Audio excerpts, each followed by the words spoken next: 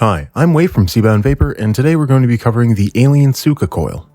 And full of wires that'll be required today, we're going to be using 30 for our cores, 42 for fuse, we're going to be using 0.3, 0.2 if you do have it, and we're going to be using a Decor wire. I use 25 in this. I would recommend doing 24 if you go to copy this build.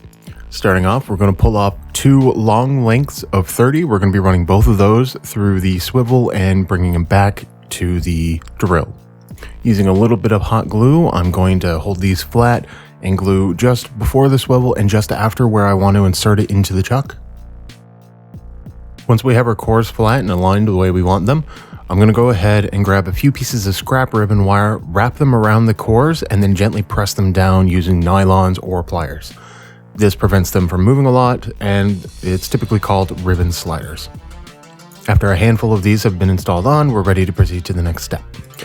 Grabbing our fuse gauge, we're going to go and run our way through this, taking our time and moving the ribbon sliders when necessary, pausing occasionally to use nylons or pliers to pat down the wire to keep it as flat as you can.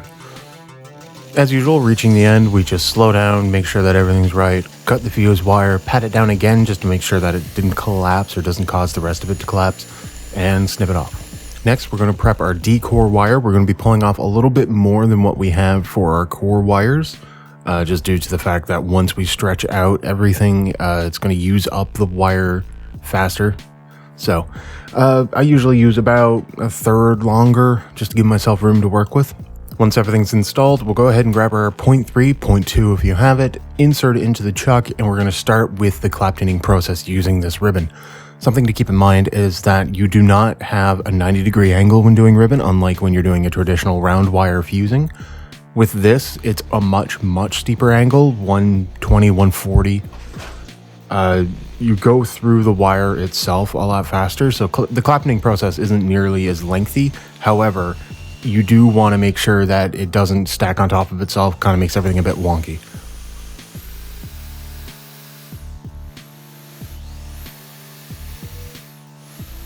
Upon reaching the end, we're going to go ahead and use our fingers to grab the ribbon. We're going to put the drill in reverse momentarily and spin it just so we can loosen it up. Once we're done with that, we're going to pull off the ribbon to decor it. After the decor is done, we're going to go ahead and either mount it into a vise, put one end under something heavy like a weight. We're going to be stretching this out. You're going to want to stretch this a bit further than it looks. Although visually, it does look the same. When you go to do the fusing, it's not going to be stretched enough, and you're going to have to do what I did in this, and that's actually pause mid-fuse to pull on it a bit. And it's a bit risky to do that because you end up running the risk of ruining the actual cores themselves. So take your time, figure it out, get it right. And if you need to, you can hold it over the actual cores themselves, and if it doesn't quite look right, pull it a little more until it does. Decor completed and stretched, we're going to put it back into the chuck. Make sure to fuse this the opposite way that you did the ribbon clapton. So if you did it counterclockwise or with the wire under, this time we're going to be fusing overhand. Once again, being sure to take your time, keep adequate pressure on it, mind the angle, and just do everything you can to take it slow, careful, and easy. A few pro cons of this build, starting with the pros, is that it looks really awesome. It showcases what ribbon has to offer as a wrap material as opposed to just being a core. This is a good introductory build to getting into normal Tsukas and then getting into the more complex things like Razorbacks, and it provides a pretty unique vaping experience. Some of the cons I can think of is that it is a very specific build. If you go too far outside of some of the specifications, for example, going with too large of ribbon, you start getting a coil that performs very poorly instead of something that performs well.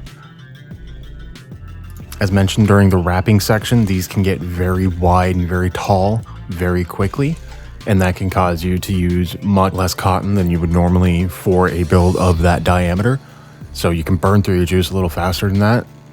If made with anything larger than 0.2 ribbon, these get very spitty. They pop a lot and they crackle. And because of that gap between the outer edge of the ribbon and the core wire, there's a lot of evaporation happening before then, as well as a lot of heat transfer to very small points. So running these at really high wattages just isn't really feasible, because it'll burn the cotton before it has a chance to actually get to the core and evaporate properly. I've heard this isn't an issue with 0.2, but I haven't tried it yet, so I can't verify. Once we're done, we just snip the end. When wrapping this, it's important to remember that because we're using ribbon, especially me in this instance where I'm using 0.3, the coil is going to be very chunky. It's going to be a very tall coil. So if you are fitting it into a space that normally barely fits 2.5 millimeter diameter coils, you're going to want to step this down even more to probably a 2 millimeter diameter. Or if you're doing 3.5, you'd step it down to 3. This does take up a considerable amount more room.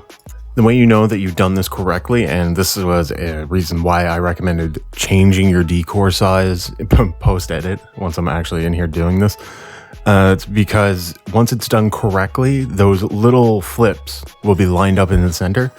However, if your core isn't stretched, or if your decor isn't stretched enough, or it was put on a slightly too small of a bit, it'll do this and it'll be off to one side. So my apologies for not showing that perfectly. Installing is the same as any other build. Keep in mind that this is, again, a very chunky build, even the leads. So it's not going to fit in anything that's meant to fit, like really tiny builds. It's definitely not going to happen in a mouth to lung, most of them anyway. So keep that in mind when you're choosing what to install it into. Once it's in, tuning them up is, again, pretty similar to most other coils. The hotspots on this are a little weird because of the way that the electricity has to travel between the ribbon as it bounces. So although they can happen, they're really easy to spot, so you don't really have to spend a whole lot of time fixing these. I think with this one in particular, I didn't even really have to touch it at all.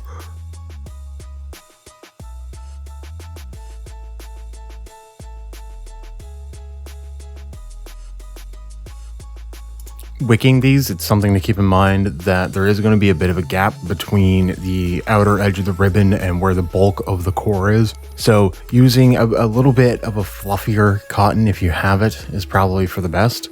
So that way it can really get the fibers up in that gap and transfer the juice a little easier. It's something that's a little more stiff, a little more stringy, is probably going to work a little worse in this build, in my opinion.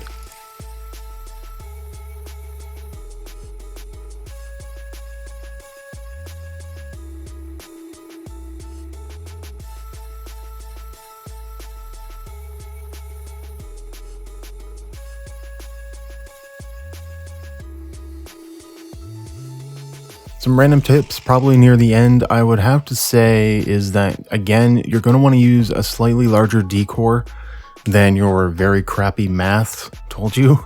I did it out and I figured about 25 sounded right. 24 definitely would have been a better choice. Something else would probably be to pay attention when you're doing your ribbon fusing, as well as a large angle. Keeping up with that can be a bit annoying. And if you screw up a little bit, it's kind of difficult to back it off and then try it again, just because of the way the ribbon deforms. So it's you want to take your time with it rather than get it done quickly. Stretching the decor is something that's a bit of a pain since it's a relatively thick wire. It's not easy to do. You have to put a lot of force behind it to pull it relative to something like, say, for example, 38 gauge 40, which are just, you flinch and they stretch.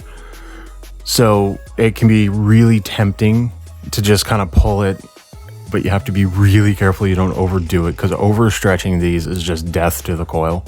Understretching these is a huge pain to deal with.